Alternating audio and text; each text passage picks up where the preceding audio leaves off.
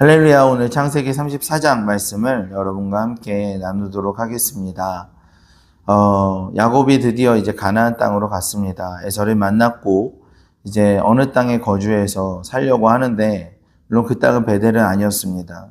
야곱이 이제 너무나 지쳤고, 그래서 어느 땅에 어느 정도 자리를 잡고 거기에 이제 우리간을 세우고 자기가 이제 거주할 땅을 얻어서 거기서 이제 살려고 했습니다. 새로운 땅이고요. 그 땅은 우리가 잘 아는 땅입니다. 저도 한번 가본 적이 있는 땅입니다. 나블루스라는 팔레스타인의 한 소도심지입니다. 그러니까 이제 팔레스타인에 가면 여러 가지 도심지들이 있는데, 그 중에 하나가 이제 나블루스라는 도시인데요. 예전 단어로 하면 세겜이라는 도시입니다. 그러니까 이제 세겜이라는 도시가 제가 2013년에 갔었어요. 그러니까 벌써 13년 전인데, 제 머릿속에 기억나는 거는요, 굉장히 그 분주한 버스들, 작은 어떤 미니밴들, 그리고 복음이 잘 전해지지 않았던 그런 지역으로 이렇게 기억을 합니다. 나블루스라는 땅에서. 그런데 우리 팀이 거기에 있는 경찰들에게 복음을 전했고, 뭐 그랬던 기억이 있어요. 거기에 약간 그랬던 기억이 있습니다. 네, 그런 도시입니다. 그런 도시에 이제 야곱이 이제 거기에 이제 자리를 잡으려고 이렇게 하는 중에 불미스러운 일이 일어났고요. 굉장히 어려운 상황에 처했습니다. 근데 이 상황 안에서 뭐 내용이야 여러분 다 아시죠. 다시 서머리 안 하셔도 이 내용이 뭔가 내용을 서머리 안 할 수가 없네요. 그 야곱의 딸 디나가 그 도시에 있는 어떤 문명들이 호기심이 있어서, 그냥 뭐 시골에 살다가 도시에 가니까 도시의 그런 문명들이 굉장히 화려하고 멋져 보이지 않겠습니까? 그 도시의 문명들을 무분별하게 이렇게 보러 나갔다가 봉변을 당하게 됩니다. 형들 그 일에 대해서 야곱이 고민합니다. 그런데 이제 그 일을 들은 오빠들, 특히 이제 디나의 친오빠들이 있죠. 레아의 그 아들들, 루벤, 시므온, 그리고 레위, 유다, 이런 아들들은 굉장히 분노하게 되죠. 그리고 이 일에 대해서 어떻게 할 것인가 생각을 하게 됩니다. 뭐 어떤 계획인지 모르겠지만 세겜의 그 아들들에게 이렇게 이야기를 합니다. 그렇다면 우리가 정식으로 결혼을 하자. 그래서 너희의 그 아들들이 우리 딸들과 결혼하고 우리 아들들도 너희 딸들과 결혼하는 그런 어떤 문화를 만들자 해가지고, 네, 그렇게 결혼을 일단은 디나가 그런 봉변을 당했으니까 결혼을 하기로 하는데, 그냥 결혼은 못하고 이제 우리의 문화가 있는데 할례를 받아야 되는 것이다.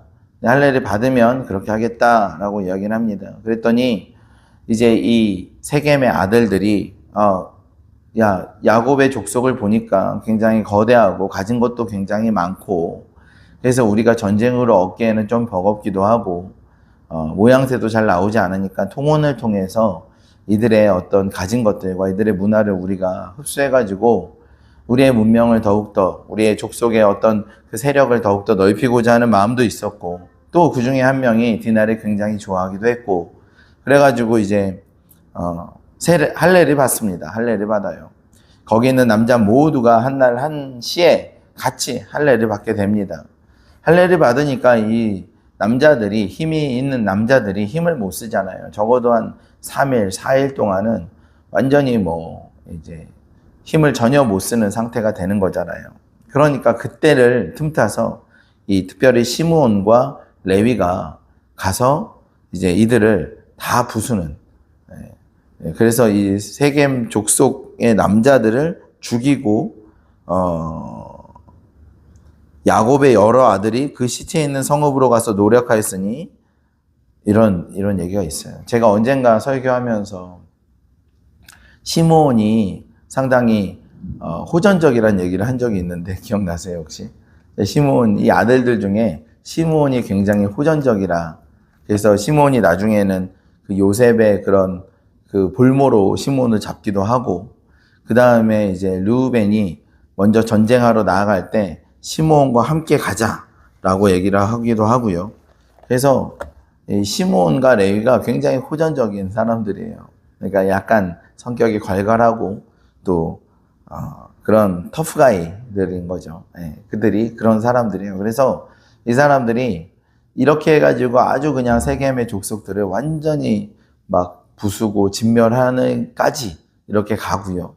그 다음에 이제 일이 벌어진 걸 야곱이 듣고 야곱이 충격을 받습니다. 그래서 야곱이 뭐라 그럽니까? 야곱이 시므온과 레위에게 이르되 너희가 내게 화를 끼쳐 나로 하여금 이 땅의 주민 곧 가나안 족속과 브리스 족속에게 악취를 내게 하였도다. 나는 수가 적은즉 그들이 모여 나를 치고 나를 죽이리니 그러면 나와 내 집이 멸망하리라. 그러니까 그들이 이르되 우리 누이를 이렇게 대우하는 것이 옳으니까라고 이야기합니다. 그러니까 이 안에는 분노가 있고요. 이제 화가 있는 거죠. 시므온과 레위가. 나중에 이제 야곱이 시므온과 레위를 이렇게 축복할 때 보면요. 시므온과 레위는 너네는 땅을 갖지 말고 다른 너를 찢어서 다른 민족들, 다른 지파들 사이에 살게 하겠다 해가지고요. 시므온도 그의 형의 집에 살게 되고요. 그의 이렇게 땅을 보면은 그 땅 안에 이렇게 살게 되고요. 레위는 아예 찢겨져가지고 12지파 안에서 함께 살게 되는 것을 우리가 볼 수 있습니다. 근데 시므온과 레위가 굉장히 잘못된 일을 했구나라고 생각을 할 수도 있는데요. 또 이 야곱의 인생 가운데 여러 가지 어려움이 멈추지 않는구나라고 생각을 할 수도 있어요. 그런데 여러분 우리가 이 구약 성경을 보면서 가장 기준으로 삼아야 되는 건 뭔가요? 그러니까 이 구약 성경의 내용들이 그냥 일상적인 내용이 아닙니다. 어떤 목적도 없이 목적이 없다는 거는 일반적인 목적이죠. 그게 뭐냐면 우리가 잘 먹고 잘 사는 것, 우리가 별 문제 없이 사는 것, 이런 것을 목적으로 삼지 않습니다. 구약 성경의 이스라엘 백성의 삶의 목적은 뭘까요? 삶의 목적이 뭐예요? 그것은 이 땅에서 신약 시대의 교회의 삶의 목적과 동일합니다. 그게 뭔지 아세요, 여러분? 그것은 거룩입니다, 거룩. 거룩함을 지키는 것. 특별히 이스라엘 민족은요, 여기 12지파 아들들이 12지파가 되어서 이제 가나안을 정복해야 되는 사명을 가진 사람들입니다. 지금은 잘 모르지만요. 그런데 그들이 거기 있는 브리스 족속과 히위 족속이나 가나안의 7족속 중에 하나인 그런 족속과 통혼을 해가지고 섞여버리면 어떻게 됩니까? 이게 될 일입니까? 되지 않는 거죠. 그러니까 편안하게 살고 그냥 여유롭게 살고 별 문제 없이 사는 거, 그런 것이 이스라엘 백성의 사명이자 숙명이 아니에요. 이스라엘 백성의 숙명은 뭐냐 하면요, 이스라엘 백성의 거룩을 지키는 것입니다. 이스라엘 백성의 사명을 지키는 것이고 그들을 통해서 하나님의 그 말씀이 구전되고 그 말씀이 여기까지 이어져야 되고 그 안에는 예수 그리스도의 계보가 이어져야 되는 것이고요. 그들이 가야 될 길이 굉장히 아직 많이 남아 있습니다. 그들이 출애굽도 해야 되고요. 가나안 정복도 해야 되고요. 할 일들이 굉장히 많이 남아 있는데 야곱이 이제 와가지고 12지파 이제 시작되는데 그냥 가나안에 들어가서 섞여버리면 어떻게 되겠습니까? 이것은 굉장히 위기입니다. 위기가 뭡니까? 어떤 문제가 생기는 거 위기가 아니고요. 브리스 족속과 히위 족속과 대적하게 되는 게 위기가 아니라 정말 위기는 그들이 통혼하게 되는 것이에요. 그래서 그들이 섞여버리면요, 이건 완전히 다 끝나버리는 일입니다. 야곱도 그걸 알지 못하고 아무도 알지 못하죠. 그러나 하나님께서 제가 볼 때는요, 이 일을 통해서 이 이스라엘 백성을 굉장히 이 가나안 땅에서 아주 독특하고 아주 특별한 민족으로 이렇게 이미지를 만들어 버리셨어요. 다음에 와가지고 이제 야곱이 만약 이런 일이 없었다고 하면, 이런 일 이후에 이제 야곱 족속은 이 히브리 족속, 이스라엘 사람들은 어떤 민족으로 가나안 사람들한테 이렇게 인식이 되겠습니까? 굉장히 위험한 족속인 거죠. 그리고 그들이 누구와 이렇게 결혼하려고 하면요, 할례는 포기할 수 없거든요. 그래서 통혼하려고 그러면 이스라엘 백성은 다시 한번 요청해야 됩니다. 할례를 받으라고. 누가 할례를 받겠습니까? 이 소문이 다 났는데 할례 받으면 그 민족이 멸절된다라는 건 다 알고 있는데 누가 통혼하려고 그러고 누가 함께 그 할례를 받으려고 하겠습니까? 아무 민족도 그렇지 않습니다. 더군다나 거기 있는 브리스 족속과 히위 족속과는 철천지 원수가 됩니다. 여러분, 이것이 두려운 일인가요? 이것이 어려운 일인가요? 그렇지 않습니다, 여러분. 이 일을 통해서 정말 이스라엘 백성의 거룩함과 그 순결함을 지킬 수 있는 것이에요. 여러분, 이것이 그렇습니다. 우리가 구약 성경을 보면서 어떤 기준이 없으면은 그냥 아이고 이런 일이 생겼냐. 참 야곱도 힘들겠다. 그리고 시므온과 레위가 사고를 쳤네.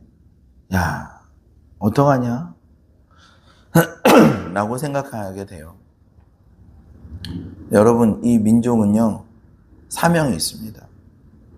사명이 있어요. 그 사명을 위해서 여러분 이 사람들이요 가야 되는 길이 있습니다. 그래서 이 일을 통해서 이들이 거룩해지는 것이에요. 이 일을 통해서. 교회를 상징합니다. 우리가 교회로 이 땅 가운데 살긴 합니다. 그러나 교회가 세상과 섞일 수는 없습니다. 때로는 교회가 세상과 적대시됩니다. 그 세상이 교회를 잡아먹으려고 한다는 합니다. 그리고 우리는 그런데 교회가 세상과 타협하고 통혼할 수 없습니다. 섞여버릴 수 없어요. 여러분 그것은 이 이스라엘 백성이 세상의 다른 민족들과 섞이는 것과 동일할 정도로 더 이상으로 굉장히 위기입니다. 여러분 우리가 어떻습니까? 딱 정확하게 보면 이런 브리스 족속과 히위 족속이 이스라엘 민족을 보는 것처럼 여러분 우리가 교회가 대우받을 수 있습니다. 경계심을 극상으로 올리고 그리고 이렇게 막 그럴 수 있어요, 여러분.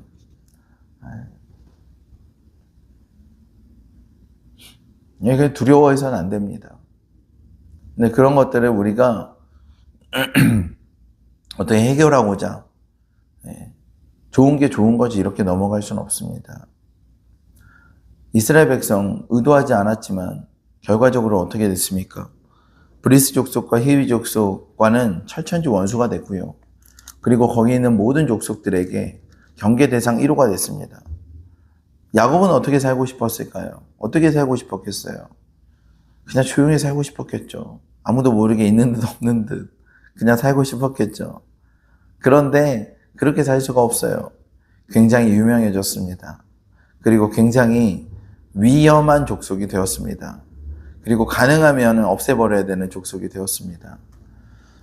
야곱이 어떻게 말합니까? 나는 굉장히 작은 숫자. 그래서 우리는 아주 작은 수인데 교회가 작은 수죠. 교회가 양적인 부흥이 일어난다 한들 이렇게 쉽지 않습니다. 대한민국 최고로 부흥이 일어났을 때도 20% 정도밖에 되지 않았어요. 네, 엄청난 부흥, 역사적 부흥, 다시 오지 않을 부흥이 일어났을 때 교회는 소수입니다. 교회는 소수예요. 그래서 굉장히 약자처럼 보이죠. 우리가 믿지 않는 사람들 사이에 들어가도 소수죠. 양으로 승부할 수 없어요. 네, 두려움이 있죠. 가나안 족속과 브리스 족속에게 악취를 내게 하였도다. 우리가 막 야곱은 그런 생각하는 거예요. 우리가 막 악취를 내게 하는 그런 사람으로. 여기서는 야곱은 어때요? 좀 조용히 살고 싶었던 거죠. 어떻게든지 문제를 해결하고 싶었던 것이고. 근데 결과적으로 그렇게 될 수 없습니다.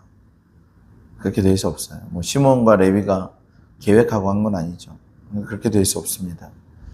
그리스도인은 이 땅 가운데서 그냥 있는 듯 없는 듯 그렇게 살 수는 없어요.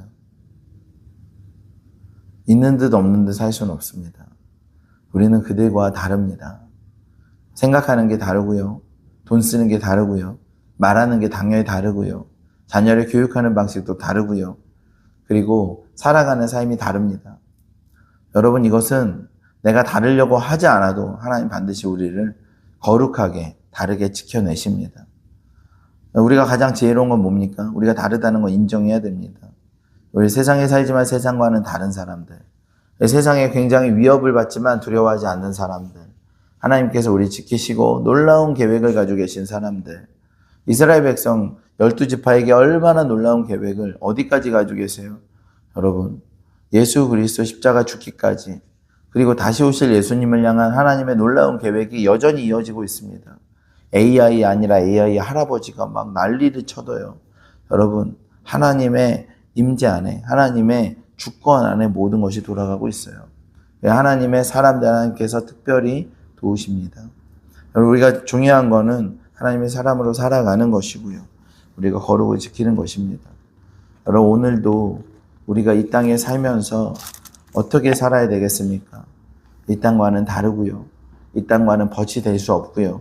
이 땅과는 친구가 될 수 없어요. 이 땅과는 그렇게 할 수 없고, 그러나 우리는 이 땅에 살아가고 있습니다. 그 가운데 늑대 사이들에서 있는 양처럼 우리는 그 안에서 소수로 살아갑니다. 우리는 약자로 살아갑니다. 우리는 사랑하는 자로 살아갑니다. 때로는 손해보는 사람으로 살아갑니다. 그러나 하나님께서 우리 주목하고 계십니다. 하나님 우리를 돌보고 계시고요. 하나님 우리를 보호하고 계십니다. 믿으십니까? 그 하나님을 만나시기를 예수님의 이름으로 축원합니다. 기도하겠습니다.